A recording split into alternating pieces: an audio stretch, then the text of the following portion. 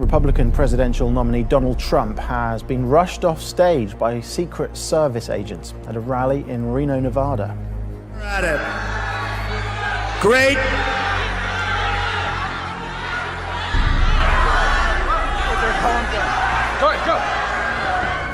Donald Trump was just giving a speech at the convention center here in Reno when all of a sudden he stopped talking.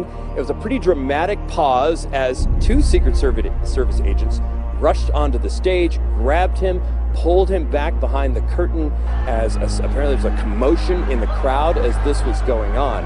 Now, Donald Trump was pulled back to safety. He later came out and addressed the crowd. But meanwhile, the man who was in the crowd that got the attention of security, well, the cops rushed him, pounced on him, quickly arrested him. Witnesses tell me the man had something in his hand. Somebody said he's got a gun, and then people got scared. They grabbed this gentleman in the crowd and he started to struggle, and then several minutes with full military regalia came out, and then I stood back and put my video of him and watched them take him away from the audience. Preppers are running up sales of emergency survival food in case of an election night doomsday. Keith Bansimer, VP of Marketing for My Patriot Supply, a manufacturer and seller of survival food, said while sales for long-term food typically see an increase around natural disasters and elections, this is more intense than what we saw in 2012. During the previous election, his company saw sales double. For this election, it's triple. He said, "We have everyone we can on the phones. We are overwhelmed." Purchases at other long-term food supply companies are up as well. In year-over-year sales, emergency preparedness online store The Epicenter reports a 6% uptick. Runners loading up on carbs to fuel their bodies for the 26.2-mile TCS New York City Marathon tomorrow. But along with the traditional trays of pasta this year come concerns about potential terrorism and what may be the tightest security ever that's giving marathoners some sense of safety. When you see so many police, sometimes you are scared, but we couldn't see anything, but you can see the security everywhere. As runners got in one last training session today, the NYPD maintained a very visible presence in and around Central Park with heavily armed counterterrorism teams, bomb-sniffing dogs, and portable traffic barriers set up to deter would-be car bombers.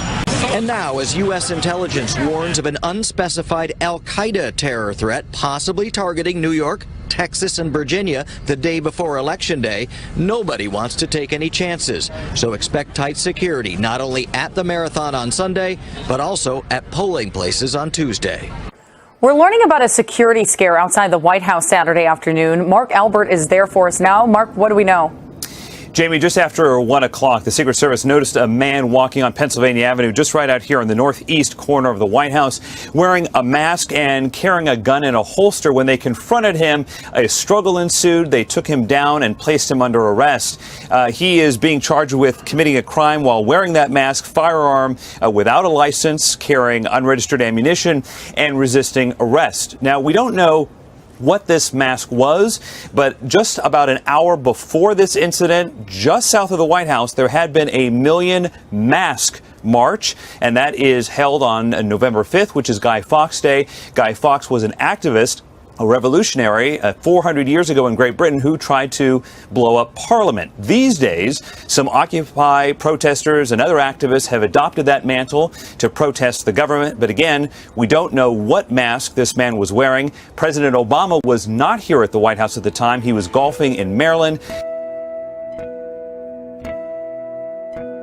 On Saturday, Prime Minister Dmitry Medvedev said in an interview that Russians fighting in Syria in anti-government ranks have issued a warning about possible attacks when they return home. In the interview, Medvedev told Channel 2 about the thousands of Russian citizens fighting in Syria. He said that these completely brainwashed people return home as professional murderers and terrorists, and we don't want them to stage something similar in Russia after their Syrian stints expire. The Kremlin says that Moscow is now fighting Islamic State and other militant groups in Syria that pose a threat to the security of Russia and the world. After its military counter-espionage service identified 20 Islamists in the Bundeswehr, according to German media group Funke, the German government plans to carry out security investigations of all military recruits beginning in July 2017. A spokesman for the agency confirmed that number. He said 60 additional potential cases were under investigation. The media group reported draft legislation to be considered by the German parliament in coming weeks would mandate investigations of all recruits to counter efforts by the Islamic State jihadist group to infiltrate the military and obtain weapons training. The MAD spokesman said recruiting offices had received an undisclosed number of queries from people who wanted to join the military for only a few months and expressed a keen interest in intensive weapons and equipment training.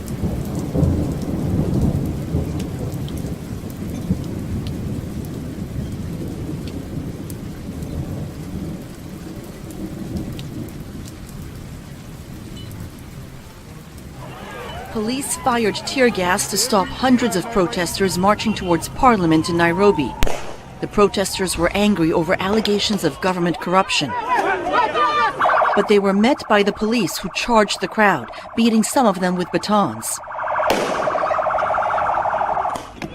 This latest protest was triggered by opposition claims that the government of President Uhuru Kenyatta has abused public funds in healthcare, a charge the health ministry denies.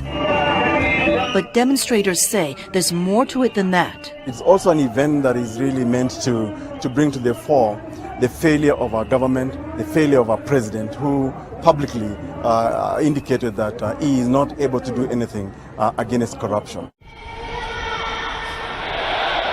Filling the streets of Seoul. Tens of thousands of South Koreans have joined a candlelit rally in the capital, calling on the country's embattled president to go. Park Geun-hye has been rocked by a scandal involving an old friend who's alleged to have used her closeness to meddle in state affairs. The president's made a tearful apology, saying her heart was breaking, and has pledged to cooperate with prosecutors in their investigation. There's even talk that I fell into a cult, she says, or I held a shamanistic ritual at the Blue House. I'm saying clearly, none of this is true.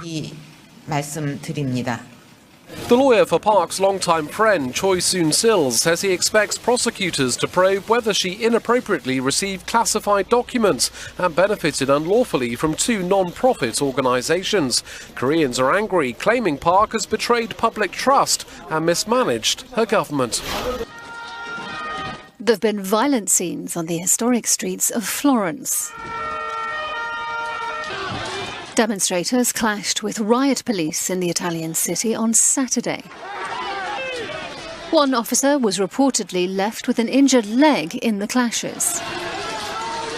Police used shields to block young men who were charging them in an attempt to reach a building where Prime Minister Matteo Renzi was at a political meeting. They were from a larger group of anti-government protesters whose march was timed to coincide with Renzi's visit.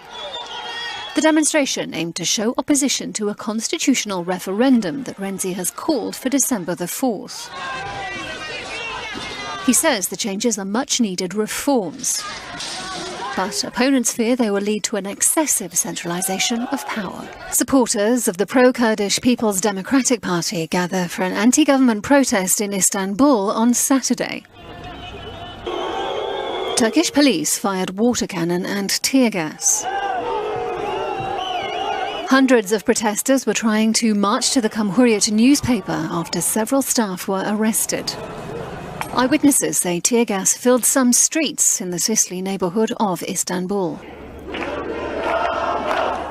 People also gathered in the southeastern city of Diyarbakir to protest against the arrest of 12 pro-Kurdish lawmakers on Friday by the Turkish authorities.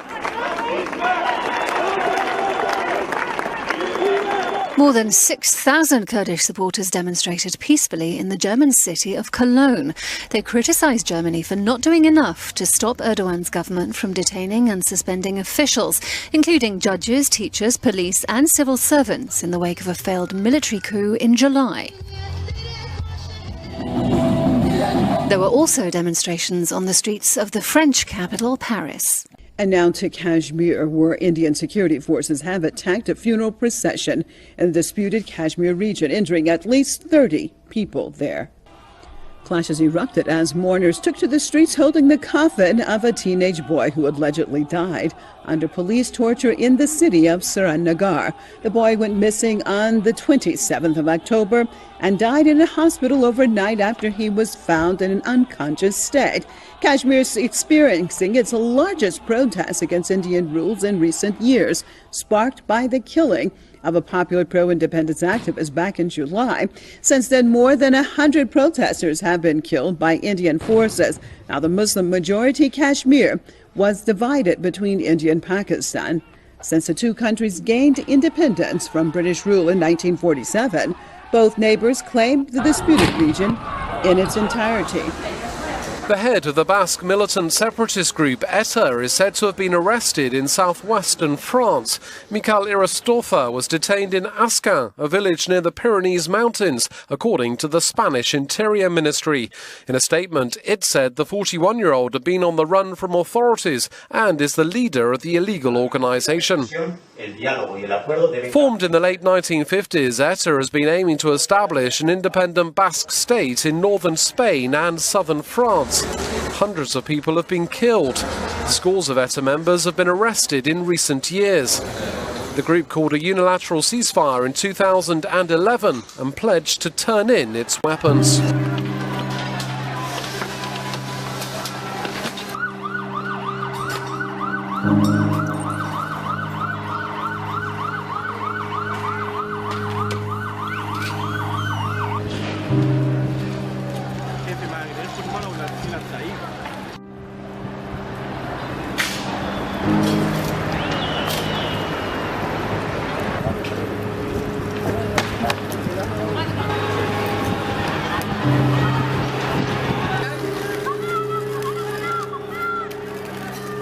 When Hurricane Matthew hit Haiti a month ago, it didn't discriminate. It destroyed everything in its path. Now, amid growing anger over help for victims, anger over aid has brought protesters out onto the streets. A teenage boy was recently killed during clashes. The Category 4 hurricane killed as many as 1,000 people, according to estimates. It wiped out crops, led to a spike in cholera cases, and left tens of thousands homeless in what was already a fragile country. So much agricultural damage was caused that UN officials quickly warned that Haiti could face a famine within 6 months.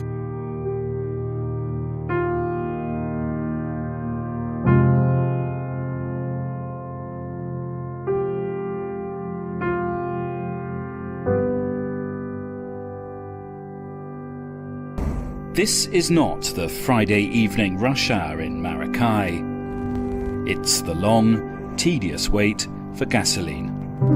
At the end of the line, one of the few stations currently selling fuel. Across the city, we found most gas stations closed. Workers told us supplies here started becoming intermittent last week. It's all bad, said this man. We're all losing out. Neither the government nor the state oil producer PDVSA has given an official explanation for the shortages, but it seems problems at local refineries, including in the supply of imported additives, lie behind this. For the last 2 years, Venezuelans have got used to almost everything being in short supply except gasoline.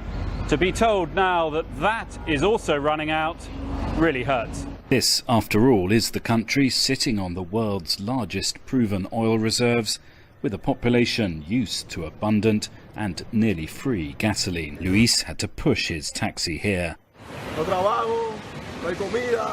There's no work and no food, he said. Venezuela's problems do appear to be mounting by the day, as its entire economy runs on close to empty. Egyptians woke up to the news of an increase in petrol prices. The country was aware of a 5-year plan to reduce subsidies on energy. But coming a day after the devaluation of the Egyptian pound, it was a huge surprise. Predictably, many are not happy. I'm disappointed. Prices are already expensive, but now it's worse. We are in a tough condition. It's more of a burden on us. We are trying to live a normal life, but we are not able to do so. It's tough times ahead for Sudan. The country has scrapped fuel subsidies and increased electricity prices by about 30%. The Sudanese pound has been plummeting in the black market. Khartoum wants to ease the economic and financial situation in the country. Government will now reduce its expenditure and save hard currency reserves. We are suffering unjust sanctions that targeted our economy. The purpose of these sanctions is to cause a wide instability and chaos, such as what happened in many regional countries around us. The economy of the East African country is already affected by U.S. economic sanctions. The U.S. renewed the economic embargo on Monday. China and Russia cooperate closely in various fields, including the economy, trade, and investment. Bilateral trade volume has been growing rapidly over the years. Since the outbreak of the Ukraine crisis, Western countries like the United States imposed several economic sanctions on Russia. The international market price of crude oil decreased significantly, which has stunted the Russian economy. Medvedev acknowledged that Western countries' sanctions have harmed Russia's economy.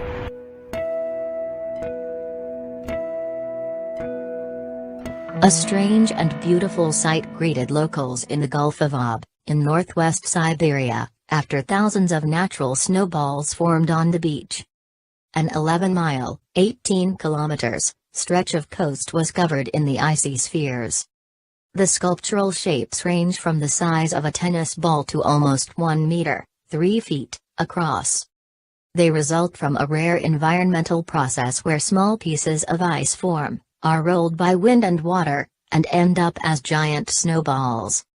Locals in the village of Nida, which lies on the Yamal Peninsula just above the Arctic Circle, say they have never seen anything to compare to them. Ahead of the election, son of legendary pastor to the president's Reverend Billy Graham, is calling on Americans to pray. So you're not publicly coming out endorsing anyone, but you say this is the most pivotal, most important election of our lifetime. Why? Well, there's so much at stake right now when you look at our country. We have great threats outside of our country. We see corruption at every level in Washington, and it's in both parties. And it's a cesspool, and something's got to change. Otherwise, if we just continue as we've been going, I don't see how America's going to be able to make it. We've just become such a corrupt society, and the only hope for America is God. And I went to all 50 state capitals this year to hold prayer rallies on the state capitol steps, asking people to pray, and they came by the thousands, and they stood there for hours praying for this nation. And I've been asking Christians to vote, to go to the polls and vote, but pray before you cast your ballot, and just ask God who you should vote for. I'm not going to tell people who to vote for, but I want people to pray. You're hearing some Christians say, I can't vote for either one, I'm not voting. Is that a dodge, do you think, or is that a legitimate position? No, they're wrong, absolutely wrong. In the Bible, we see that when Paul was arrested, he was a Roman citizen. And he used his rights as a Roman citizen to appeal to Caesar. And I'm just asking Americans, we have a right to vote. So let's exercise that right and let's vote, because we can make a change. God uses people to bring change. He used his people in the scriptures to bring change. And the Christian voice needs to be heard in America, because we're losing our rights as a nation. And in the last election, they say between 25 to maybe 35 million evangelical Christians stayed away from the polls. And I'm trying to wake the church up and tell them we have a responsibility. Let's go to the polls and vote. And of course, I've been asking Christians to vote for candidates that best stand for biblical principles. That's so important.